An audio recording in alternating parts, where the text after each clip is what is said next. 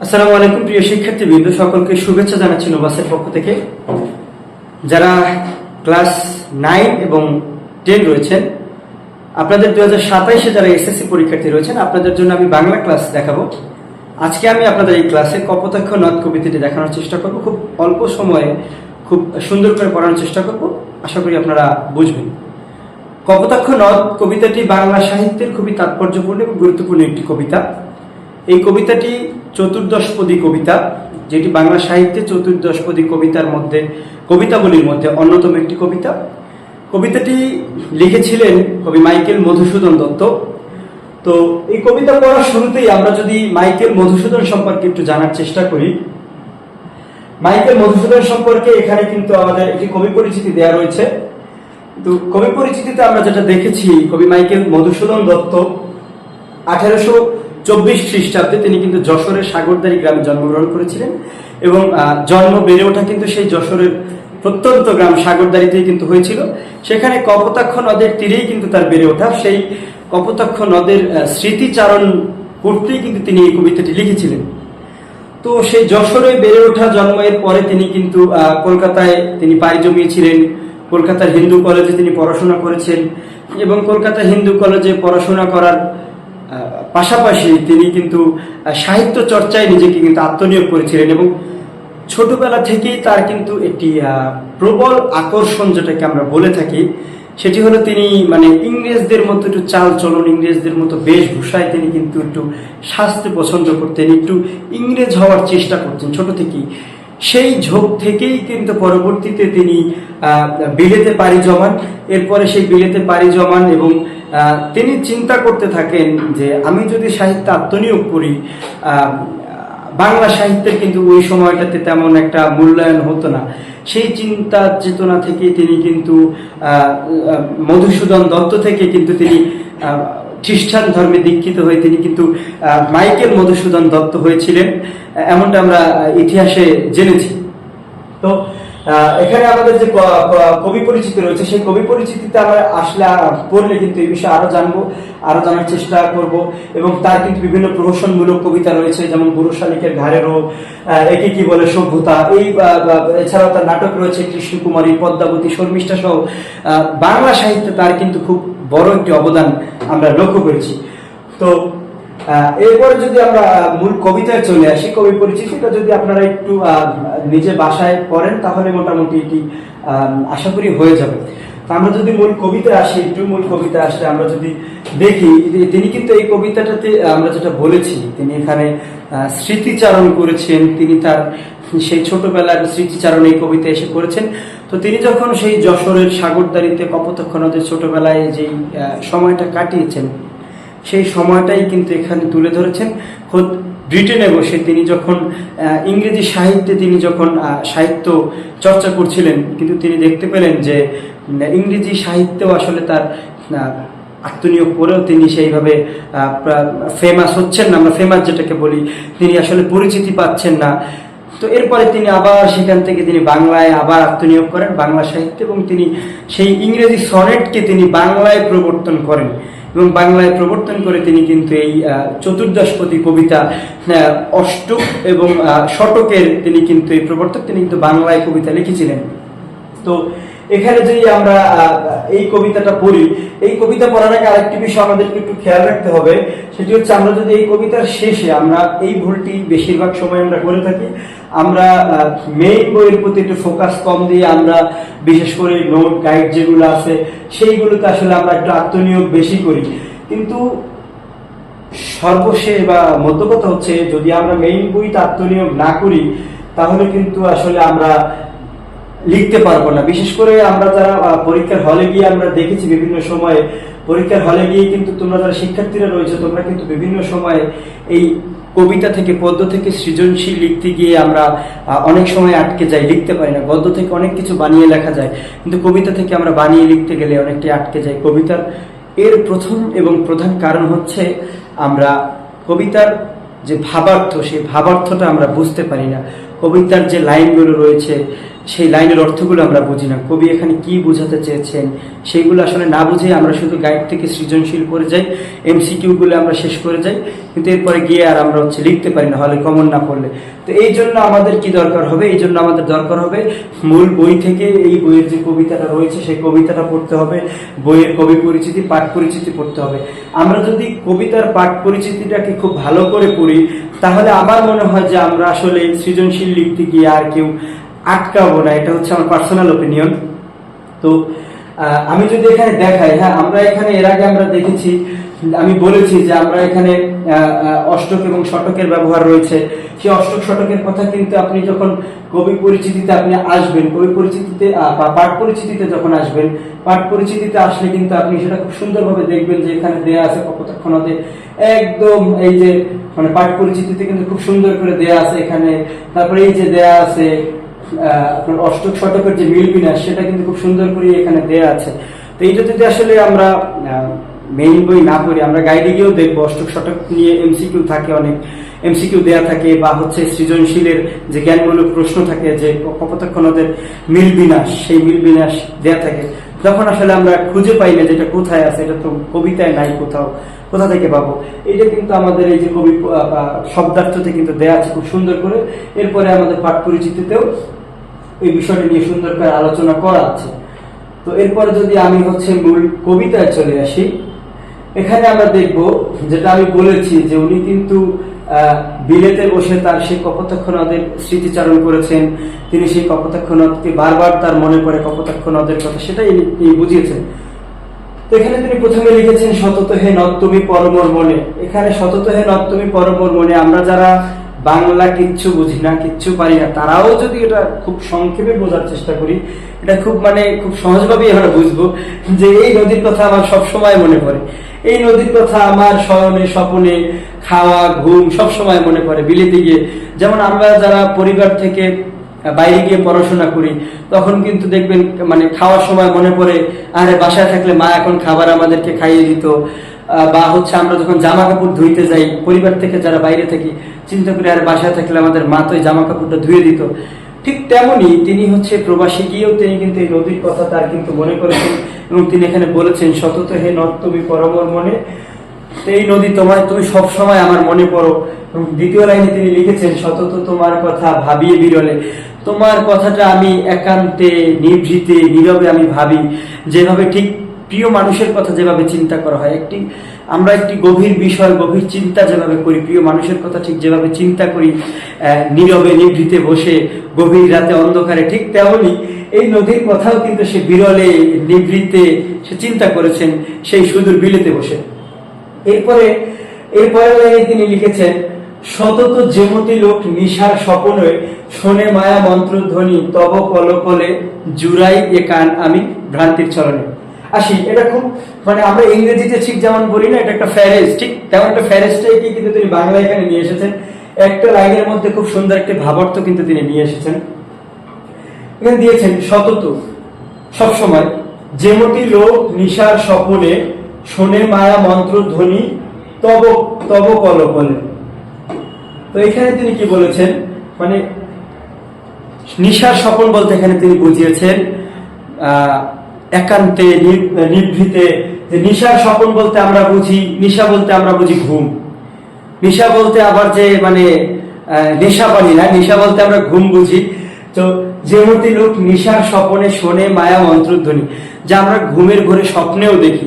স্বপ্নে আমরা অনেক কিছু দেখি, অনেক স্বপ্ন দেখি, তন্ত্রমত অনেক কিছু দেখি স্বপ্নে। ঠিক তেমনি তিনি স্বপ্নের ঘরেও তিনি কিন্তু এই কপোতাক্ষ নদের কথা মনে করেছেন।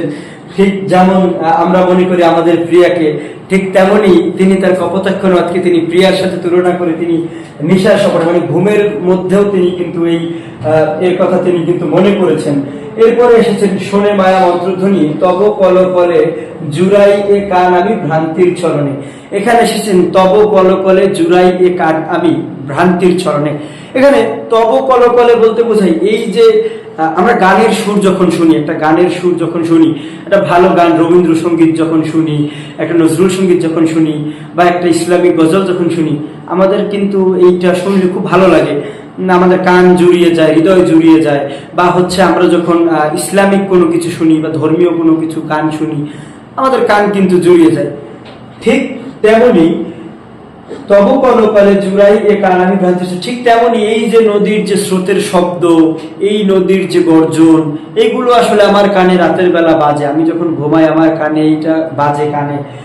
আমরা যখন রাতের বেলা, আমরা একটা বিষয় কি, আমরা যখন সারাদিন যে কাজগুলো করি না, ওইটা যখন রাতের বেলা আমরা ঘুমাতে যাই, এটা কিন্তু রাতের বেলা আমাদের ঘুমের ঘরে কিন্তু ওইটাই ঘুমাতে যাওয়ার আগে ওইটা কিন্তু আমাদের মাথায় বারবার আসে, বারবার কিন্তু ওইটা আমাদের চিন্তায় থাকে, বা ওইটা কিন্তু স্বপ্নেও আমরা অনেক সময় দেখি, বা একটা বিষয় নিয়ে যদি আমরা সারাক্ষণ চিন্তা করি তখন ওইটা নিয়ে আমরা স্বপ্নও দেখি রাতের বেলা। ঠিক তেমনি তিনি এই কপোতাক্ষ নদ নিয়ে এতটাই চিন্তিত, তিনি হচ্ছে স্বপ্নে, তার শয়নে স্বপনে সব জায়গায় তিনি কপোতাক্ষ নদকে দেখছেন। তার তব কলকলে জুড়াই এ কান আমি ভ্রান্তির চলনে, মানে এই যে কলকল শব্দ, স্রোতের কলকল শব্দ, সেই কলকল শব্দ, এটাই আমি ভ্রান্তির, এইটাই আমার কান জুড়িয়ে যায়, আমি ভ্রান্তির চলনে। এখানে ভ্রান্তি বলতে ভুল, ভ্রান্তির শব্দের অর্থ হচ্ছে ভুল, কিন্তু এখানে ভ্রান্তিটা ভুল শব্দ মানে অর্থে ব্যবহৃত হয়নি, এই ভ্রান্তিটা ব্যবহার হয়েছে জুড়াইতে কান আমি ভ্রান্তির ছলনে, মানে আমি এইটা শুনলে আমি আর আমার কিছু দরকার নেই, আমি সবকিছু ভুলে যাই, মানে আমার এই কপোতাক্ষ নদের শব্দ, মানে এইটাই আমার কানে শুধু বাজে, আমার আর কিচ্ছু দরকার নেই, আমি শুধু কপোতাক্ষ নদকে চাই। এরপরে তিনি এসেছেন, বহু দেশে দেখিয়াছি বহু নদ দলে, কিন্তু এ স্নেহের তৃষ্ণা মিটে কার জলে। আসি এবার, বহু দেশে দেখিয়াছি বহু নদ দলে, কিন্তু এ স্নেহের তৃষ্ণা মিটে কার জলে। আমরা অনেক নদীর নাম শুনেছি, আমরা নীল নদের নাম শুনেছি, আমরা পানামা খালের নাম শুনেছি, আমরা বাংলাদেশে যদি বলি আমরা পদ্মা নদীর নাম শুনেছি, মেঘনা নদীর নাম শুনেছি, আমরা ব্রহ্মপুত্র নদের নাম শুনেছি, আমরা কলকাতায় যে গঙ্গা নদীর নাম শুনেছি, আমরা সাঙ্গু নদীর নাম শুনেছি, অনেক নদীর নাম শুনেছি, এবং আমাদের অনেক জায়গায় যাওয়া হয়েছে, অনেক নদী আমরা দেখেছি। তো ঠিক কবিও এমন, উনি অনেক দেশে অনেক নদী নদ নদী দেখেছেন, কিন্তু এই নদীর যে তৃষ্ণা, এই নদীর প্রতি যে তার ভালোবাসা, এই নদীর প্রতি তার যে স্নেহ মমতা মায়া, সেটা তিনি কার কাছে মেটাবেন? আমাদের বাংলায়, আমাদের অঞ্চলে একটা কথা প্রচলিত আছে যে মানে মা মরলে, মানে বউ মরলে বউ পাওয়া যায়, মা মরলে মা পাওয়া যায় না। ঠিক তেমনি যে আমি অনেক নদী দেখেছি, অনেক নদী পাবো, কিন্তু এই কপোতাক্ষ নদকে আমি কোথায় পাবো? এই কপোতাক্ষ নদে আমার প্রতি যে মায়া ভালোবাসা, সেটা আমি কোথায় পাবো? ঠিক এমনটাই কিন্তু তিনি এখানে তুলে ধরেছেন যে কিন্তু এ স্নেহের তৃষ্ণা মিটে কার জলে, দুগ্ধ স্রোতরূপী তুমি জন্মভূমির স্তনে। এখানে কি এসেছেন? কিন্তু এ স্নেহের তৃষ্ণা মিটে কার জলে, যে আমার যে স্নেহের তৃষ্ণা, আমার তো নদী দেখার দরকার নাই, আমার তো হচ্ছে নদীর পানি দিয়ে আমি কি করব, আমার দরকার কপোতাক্ষ নদ, আই মিস ইউ কপোতাক্ষ নদ, সেটাই তিনি এখানে কিন্তু নিয়ে এসেছেন। এরপরে তিনি বলেছেন দুগ্ধ স্রোতরূপী তুমি জন্মভূমির স্তনে। এখানে কি করেছেন? এখানে কিন্তু তিনি মায়ের যে ভালোবাসা মমতা, সেই মায়ের ভালোবাসা মমতার সাথে কিন্তু তিনি এটাকে তুলনা করেছেন। এখানে তিনি বলেছেন দুগ্ধ স্রোতরূপী তুমি জন্মভূমি স্তনে। এখানে জন্মভূমি হচ্ছে মা, এবং মানে এই যে নদীটাকে, জন্মভূমিকে তিনি স্তনের সাথে তুলনা করেছেন, এবং এই নদীর পানিকে তিনি দুগ্ধ স্রোতরূপী, মানে দুধের একটা ধারা হিসেবে তুলনা করেন। ঠিক যেমন একটা সন্তান তার মায়ের স্তন থেকে দুধ খেয়ে বড় হয়, ঠিক তেমনি এই জন্মভূমির স্তনে এই নদী, সে হচ্ছে মানে তিনি এখানে যেটি বুঝিয়েছেন যে তিনি এখানে মানে দুধের মতো তিনি হচ্ছে এই স্রোতটাকে তুলনা করেছেন, এবং এটার সাথেই আমি ছোটবেলা থেকে বড় হয়েছি, এই নদীর পানি খেয়ে এই নদীতেই বড় হয়েছি।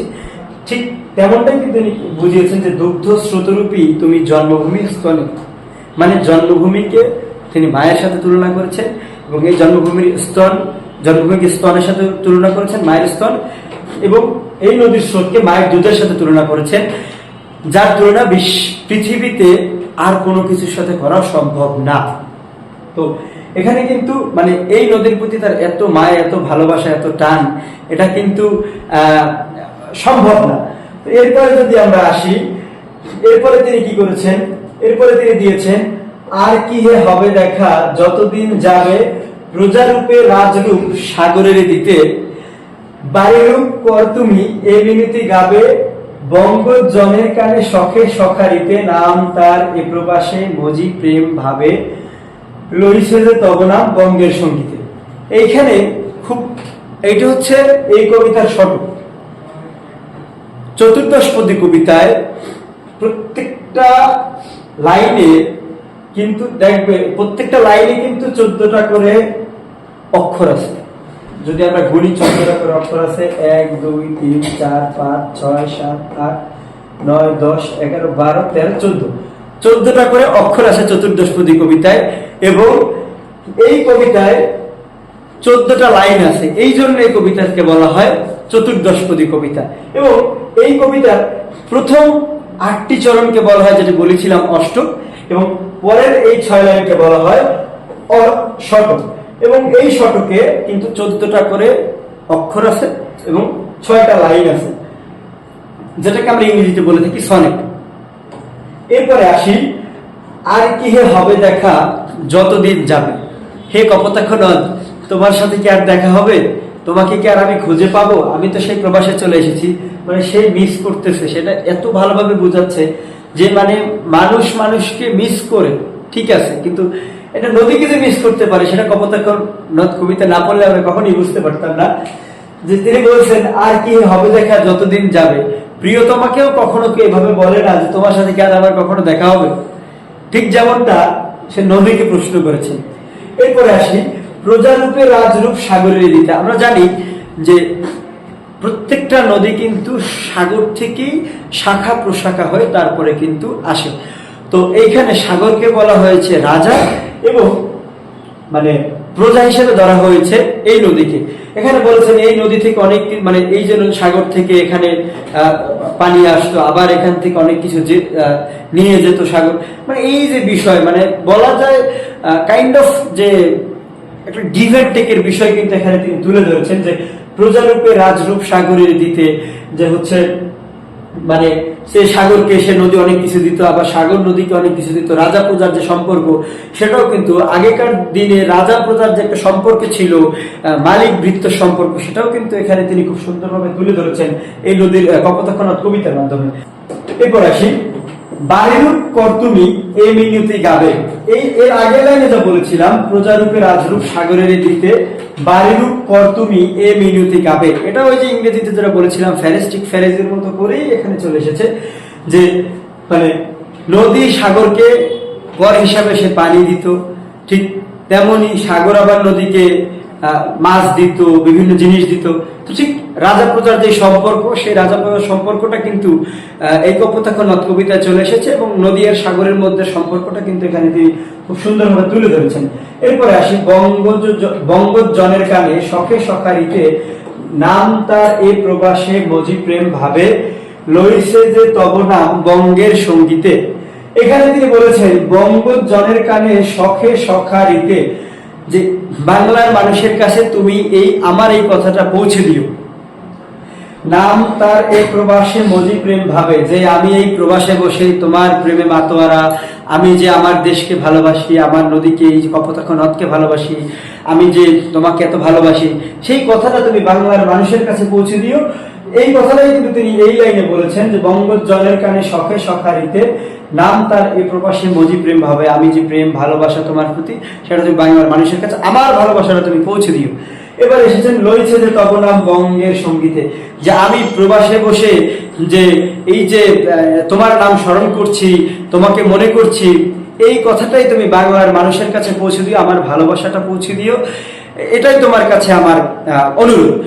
তো এর আগে আমি যেটা বলেছিলাম, এই কবিতাটা কিন্তু চতুর্দশপদী কবিতা, এবং এই কবিতায় 2টি অংশ রয়েছে। 2টি অংশ হচ্ছে ভাবের, এটা কিন্তু এই যে যদি আমরা পাঠ পরিচিতি করি, সেখানে কিন্তু আমরা আসলেই খুব সুন্দরভাবে পাঠ পরিচিতির শেষে যদি আমরা আসি, এখানে কিন্তু খুব সুন্দর করে দেয়া আছে যে স্বদেশের জন্য হৃদয়ের কাতরতা বঙ্গবাসীদের নিকট ব্যক্ত করে আকুল আবৃত্তি কবিতা ধরা পড়ে, সেটা কিন্তু আছে। এবং এখানে কিন্তু তিনি যে দেশপ্রেম, এবং এখানে কিন্তু ভাবের প্রবর্তনা এবং ভাবের যে পরিণয়, সেই ভাবের প্রবর্তনা এবং ভাবের পরিণয় কিন্তু এখানে কিন্তু ফুটে উঠেছে। যে প্রথম অষ্টকে কিন্তু এসেছে ভাবের প্রবর্তনা। ভাবের প্রবর্তনা বলতে আমরা বুঝি, আমরা যখন কোনো প্রেম ভালোবাসায় যুক্ত হই তখন যে ভালোবাসাটা আমরা প্রকাশ করি সেটাই ভাবের প্রবর্তনা। এবং ভাবের পরিণতি হচ্ছে সেই ভালোবাসা শেষ পর্যায়ে এসে হয় পরিণয় না হয় বিচ্ছেদ। এখানে সেই বিচ্ছেদের কাহিনীটাই কিন্তু ভাবের পরিণতি হিসেবে প্রকাশ পেয়েছে। এবং এই কবিতায় কিন্তু খুব দেশপ্রেমমূলক যে কবিতা, সেই কবিতাটা কিন্তু দেশপ্রেমের উজ্জ্বল দৃষ্টান্ত ফুটে উঠেছে। এবং দেশপ্রেমের পাশাপাশি একটি ভালোবাসার উজ্জ্বল দৃষ্টান্ত এখানে কিন্তু কবি ফুটিয়ে তুলেছেন খুব সুন্দরভাবে। তো আশা করছি তোমাদের সকলের আজকের ক্লাসটি ভালো লেগেছে। পরবর্তী ক্লাসে সবার সাথে আবার দেখা হবে। সেই পর্যন্ত ভালো থাকবে, সুস্থ থাকবে। আসসালামু আলাইকুম।